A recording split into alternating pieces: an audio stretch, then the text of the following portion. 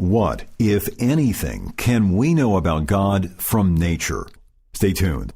Dr. R.C. Sproul will explore this question next on Renewing Your Mind, Weekend Edition.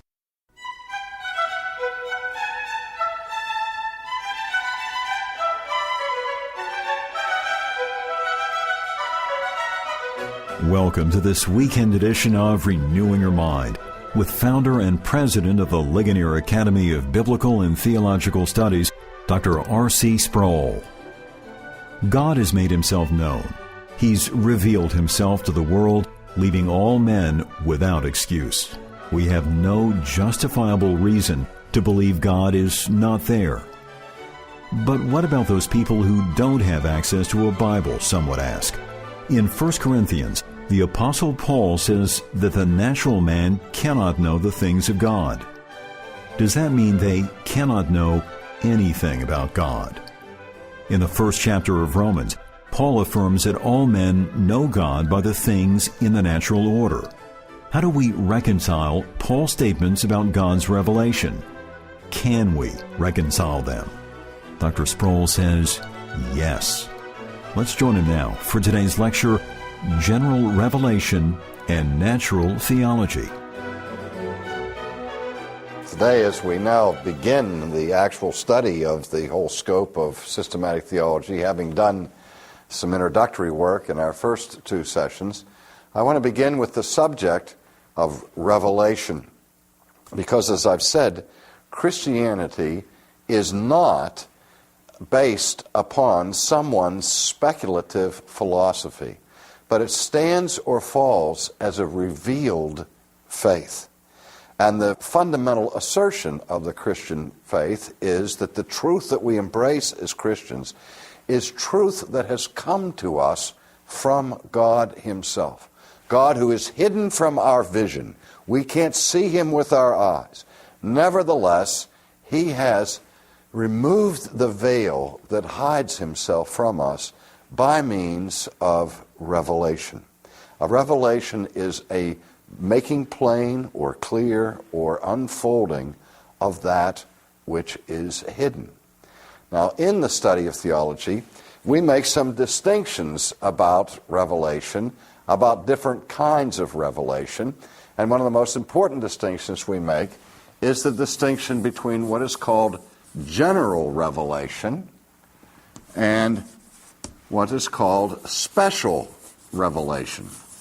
Now, today I want to concentrate on the first one of these.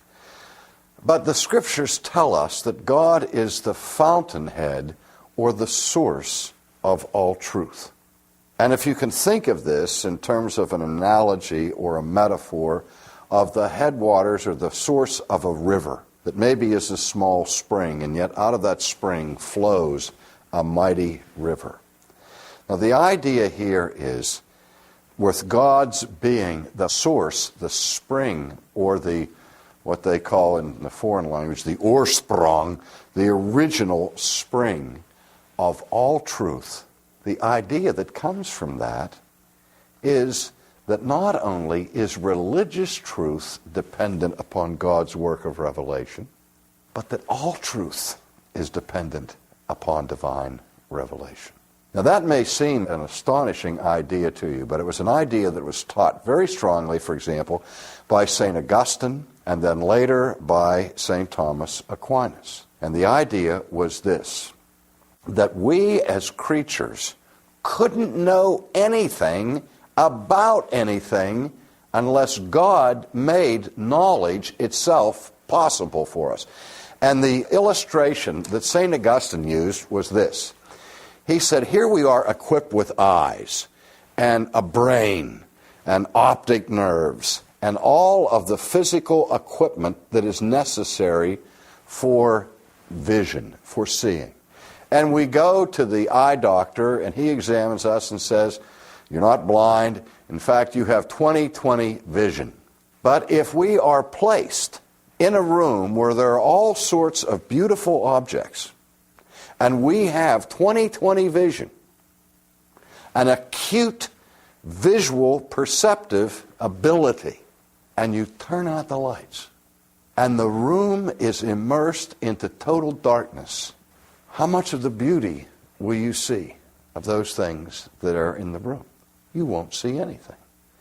Because in and of ourselves, though we have the necessary equipment to see things out there, unless those things are set in the light, even our most acute senses are inadequate to perceive them.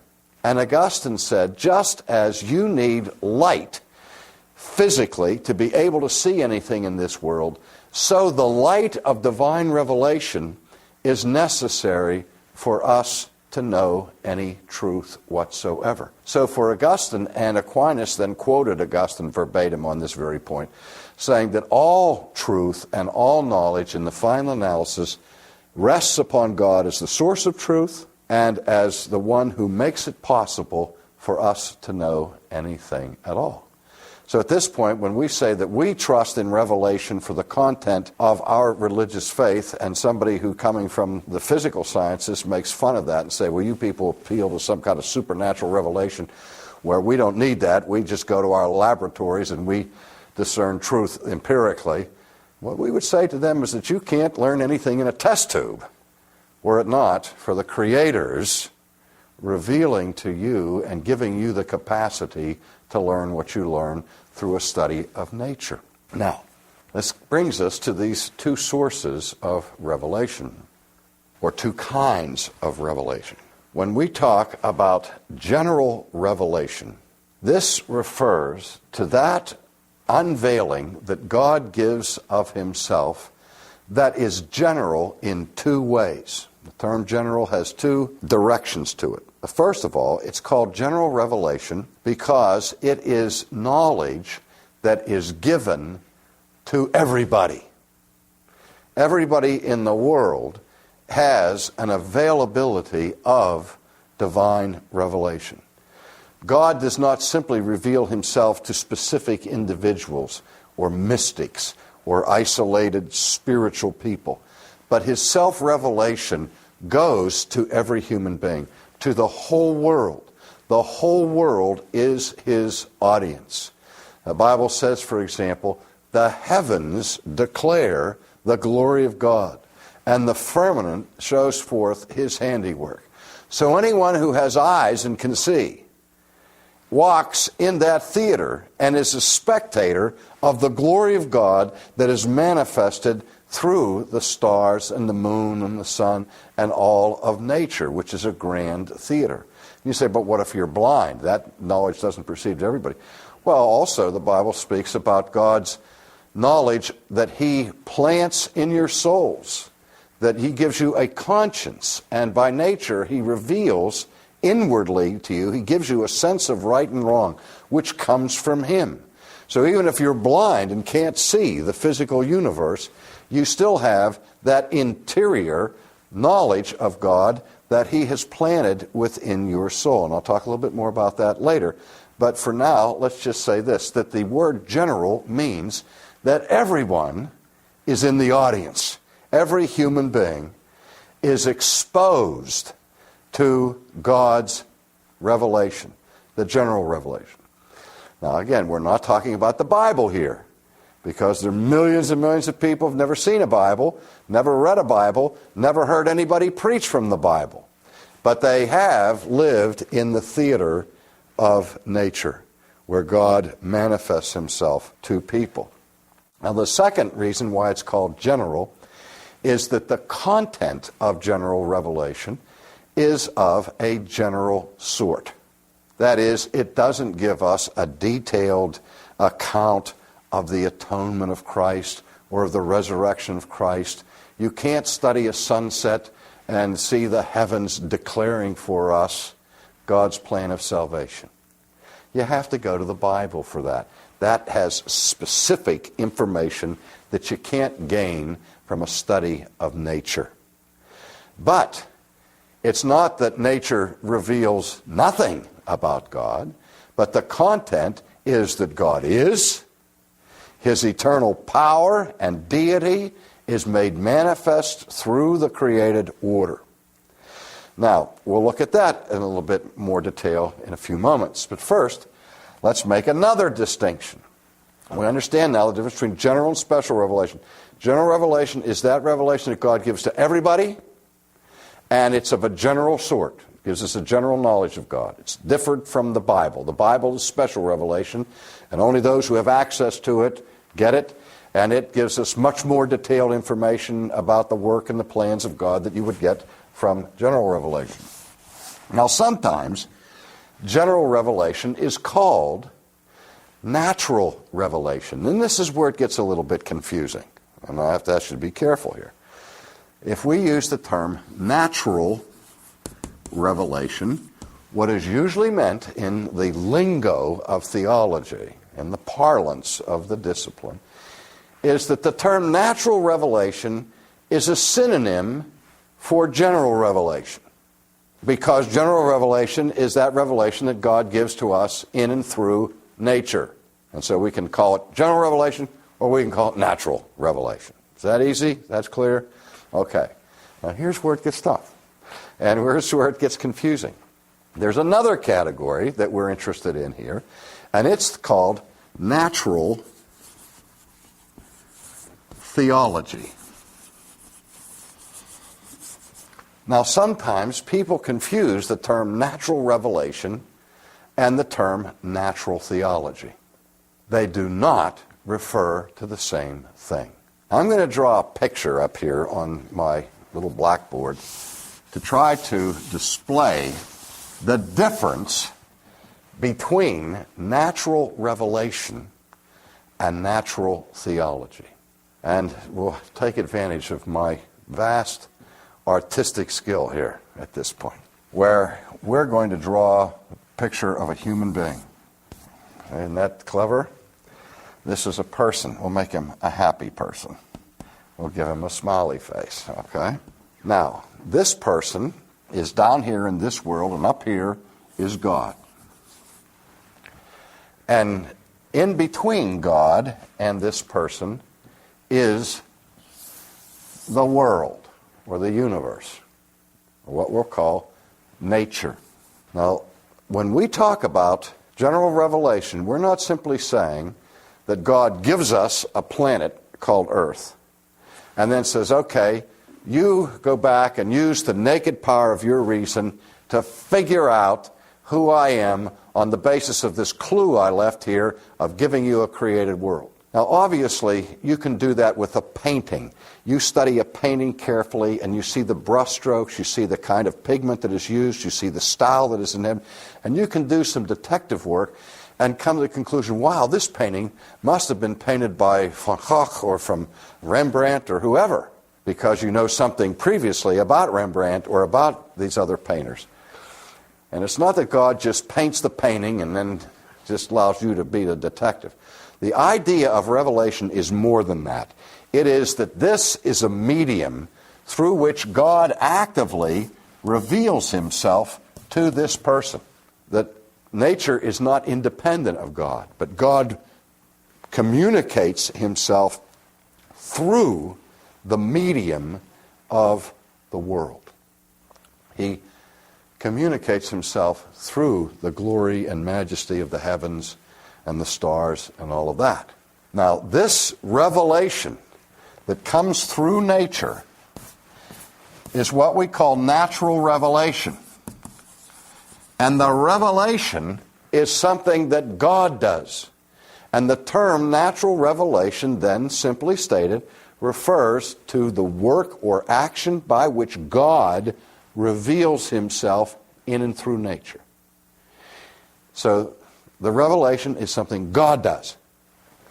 Now the question is, what happens to that revelation? Here I am down here. I am the target of that revelation. The question is, does that revelation that God gives ever get into my head? Does it ever give me knowledge of any kind? That's the question.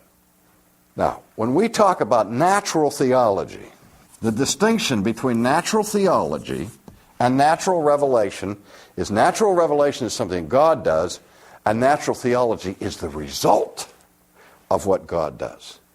Theology is the knowledge of God. And we're not talking about God's knowledge of himself here. We're talking about our knowledge of God.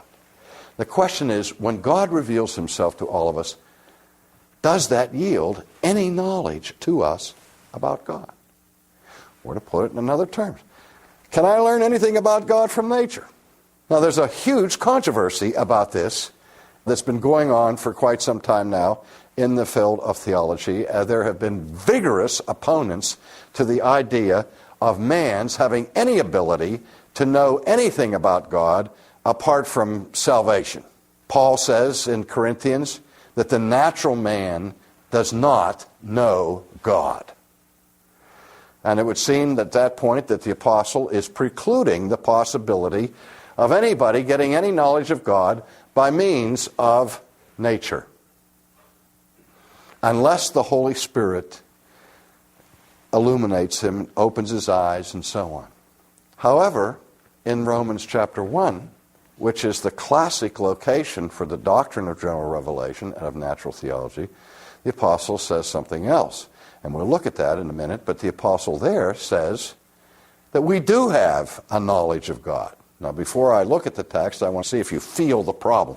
In Romans 1, he says we do know God by nature. In 1 Corinthians, he says we don't. Now, remember, the atomist would come at that and say, well, Paul believed one thing when he wrote Romans, something different when he wrote Corinthians, changed his mind. Another person would look at that and say, well, here's a clear example of a contradiction in the Bible where the apostle says in Romans 1 that people know God by nature, and in 1 Corinthians they don't, so the Bible speaks the forked tongue. Well, not so fast. The verb to know in the Greek and in the Hebrew is used in more than one way.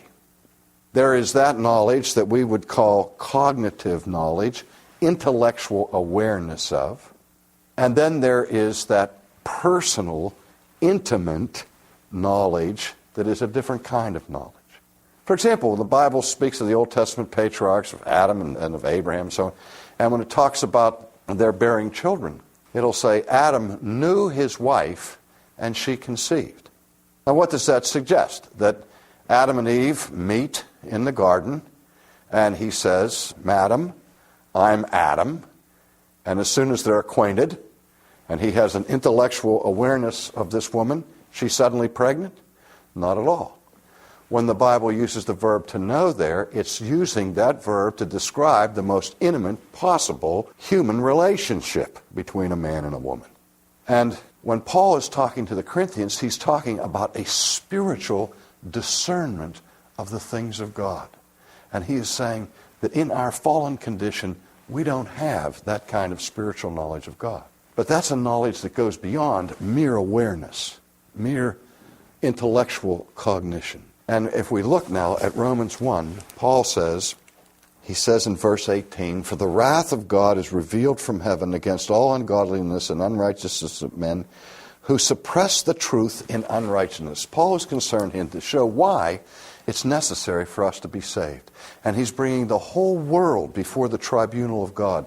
And he's trying to demonstrate that everybody needs the gospel because everybody's judged guilty, not for rejecting Jesus, who they've never heard of in their lives in many cases, but for the universal rejection of God the Father, who has manifested himself plainly and clearly to every human being. And it is our nature as sinners to do what? To hold that truth in unrighteousness. Various translations here. To repress it, to hinder it, to suppress it, to stifle it. And so Paul's saying God is angry for what human beings do with his revelation. Well, let's go on. He goes on and says, because what may be known of God is manifest in them, for God has shown it to them. Now, he uses the word that in Latin is manifestum. In the Greek, it's phaneros. And the idea here is that God has not planted these esoteric clues under rocks and in caves and at the top of the Himalayas where you need some guru to explain to you that God exists. But that this revelation that he gives of himself is manifestum. It's clear. And he makes it clear, so you can't say if the student didn't learn, the teacher didn't teach. Because God teaches us about his own character clearly and plainly. To what avail? Verse 20, for since the creation of the world, his invisible attributes are clearly seen. Ooh, that sounds like a self-contradictory statement. How can somebody see what is invisible? The word invisible means can't be seen. And yet Paul here is saying that the invisible things of God are seen. And not only are they seen, but they're seen how? Clearly. Well, but not directly. We don't see the invisible God. What we see is what? The visible world that carries to us the revelation of God. Because God is revealing his unseen character through the things that can be seen. Listen to what Paul says. For since the creation of the world, his invisible attributes are clearly seen, being understood by the things that are made, even his eternal power and Godhead, so that they are without excuse. And what excuse do you suppose the apostle has in view here? The excuse that everyone who refuses to come to God relies upon. Says, I'm an agnostic. I don't know if God exists. We can't know for sure. God hasn't made it clear. There's not a good case for the existence of God. And the sinner at the judgment is going to say, if I would have only known you were there, God, I would have been your most devout follower. That's the excuse that God takes away. That's what Paul is saying here.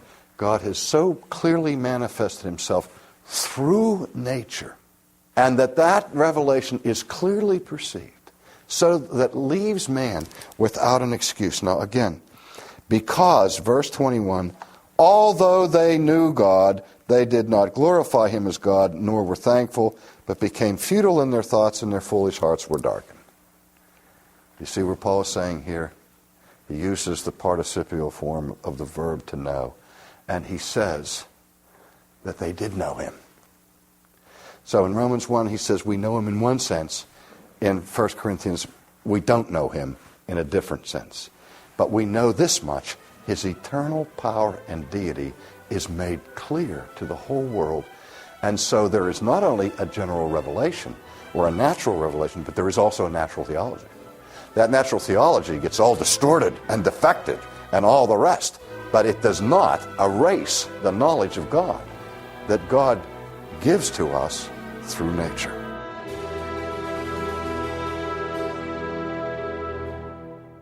You're listening to Renewing Your Mind with Dr. R.C. Sproul, explaining how God has revealed himself in the natural world. What is theology? Why is it important? Isn't it enough to just read the Bible and love Jesus rather than study theology? Actually, that's a false dilemma, because as soon as we speak of the Bible and Jesus, we just entered a theological discussion that involves the doctrine of revelation and the doctrine of Christ, also known as Christology. To encourage Christians to engage in the study of theology, we're offering the special edition 60-part DVD series, Foundations, an overview of systematic theology, for your donation of any amount today. So call now. Our toll-free number is 1-800-435-4343. Again, that's 800-435-4343. Or visit rymoffer.com. That's RYM as in renewing your mind, and the word offer.com. That web address is for today's special offer only. Today's message on general revelation and natural theology is the first in a 60-part series by Dr. Sproul entitled Foundations, an overview of systematic theology. In this series, Dr. Sproul shows that the truths of Scripture relate to each other in perfect harmony. This eye-opening series addresses a myriad of questions about the origin and authority of the Bible, God, the Trinity, man, sin, salvation, revelation, miracles, the church, the end times, and more. The entire 60-part special edition DVD of the Foundation series is available for your donation of any amount to the ministry. To receive your Foundations Special Edition set, give us a call at 1-800-435-4343. Again, that's 800-435-4343. Or visit rymoffer.com. That's RYM as in renewing your mind, and the word offer.com. That web address is for today's special offer only. That's all the time we have for this weekend edition of Renewing Your Mind. But Dr. Sproul will return next week to continue our study of systematic theology. Until then, join us on Facebook.com/Ligonier. Have a great weekend and Lord's Day. Thank you for listening to Renewing Your Mind, Weekend Edition, the listener-supported radio outreach of Ligonier Ministries.